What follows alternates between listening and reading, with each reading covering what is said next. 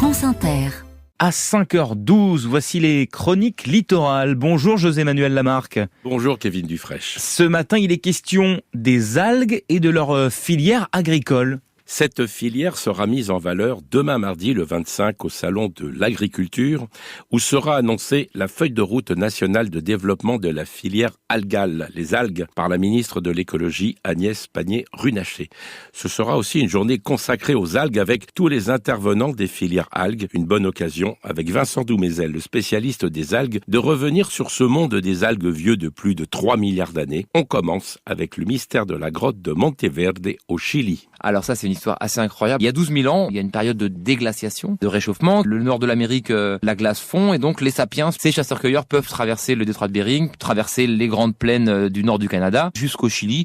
On les suit, les Rocheuses, le Mexique et le Chili au fil des milliers d'années. Toute cette civilisation. Donc voilà, l'histoire, elle est là. Sauf que, il y a 30 ans, on découvre au sud du Chili une grotte avec des restes d'êtres humains, une trentaine, qui ont entre 20 et 30 000 ans. Et on découvre 20 types d'algues différents dans cette grotte. Avec les restes humains, c'est ça ? Tout à fait. C'est ce qui va nous aider à comprendre toute l'histoire, en fait. Et ça corrobore une théorie de l'époque qui explique que l'être humain est devenu ce qu'il est grâce à une mutation génétique du cerveau déclenchée par une forte consommation d'algues sur des milliers de générations. Et donc, nos ancêtres, loin de chasser des mammouths, étaient plutôt des cueilleurs d'algues qui ont développé leur cerveau grâce à la consommation quotidienne d'algues. Et donc, ça développe la théorie de la Kelp Highway. Qu'est-ce que c'est que la Kelp Highway, cette autoroute du Varech ? Eh ben, l'Amérique, Sapiens ne s'est pas établi en Amérique il y a 12 000 ans, mais bien avant cela, en suivant non pas une route terrestre, mais la route des algues, l'autoroute des algues, le littoral. Nous sommes un peuple du littoral, et notre lien à l'océan est bien plus fort qu'on le croit souvent, et donc cette première population qui a migré en Amérique, elle a suivi la route des algues, elle a établi des petits villages tout au long de la côte pacifique. On n'en a aucune trace parce qu'il y a 12 000 ans, quand la période glaciaire a fini et que les glaces ont fondu, et le niveau de l'eau a monté de 100 mètres. Donc tous ces villages, tous ces vestiges... engloutis. Voilà, tout à fait. Sauf cette grotte, on ne sait pourquoi, de Monteverde au Chili, qui témoigne de consommation d'algues il y a 15 000 ans, et d'une population qui était extrêmement avertie des utilisations de l'algue, et qui a su les utiliser pour se soigner et pour manger. Et ce qui prouve encore une fois que notre histoire avec les algues, elle est extrêmement grande, et que nous sommes ce que nous sommes grâce aux algues, grâce à une grande consommation d'algues. Vincent Doumézel qui l'eût cru,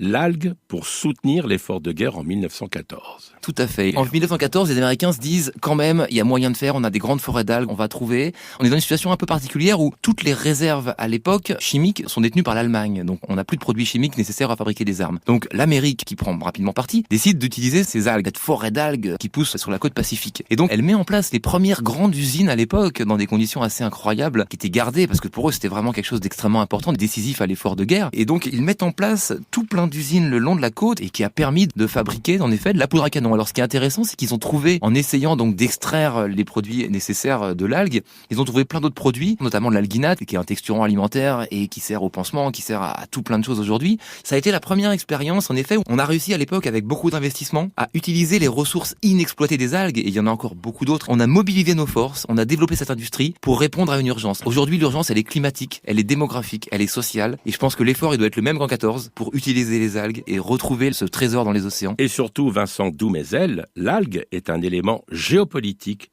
très important. Bah évidemment, c'est la plus grande ressource inexploitée au monde aujourd'hui. On sait qu'elle va être utilisée pour une multitude d'applications, de l'alimentaire au biostimulant, à l'alimentation animale, au bioplastique, et surtout aux médicaments, ce qui va devenir un sujet assez important aujourd'hui. Donc évidemment, ça va devenir un enjeu géopolitique, et il est très possible que les grands pays qui baignent dans l'eau froide, type le Canada et le Groenland et la Russie, deviennent des pays importants de la géopolitique des algues et donc de la géopolitique tout court. Groenland et Canada, merci Vincent Doumézel, vous m'éclairez quant à l'actualité, je commence à comprendre. Allez, rendez-vous demain au Salon de l'Agriculture à Paris, dans le hall 4 au stand Merci les algues. Bonne journée, Kevin Dufraîche. Et bonne journée à vous, José-Manuel Lamarque. À demain.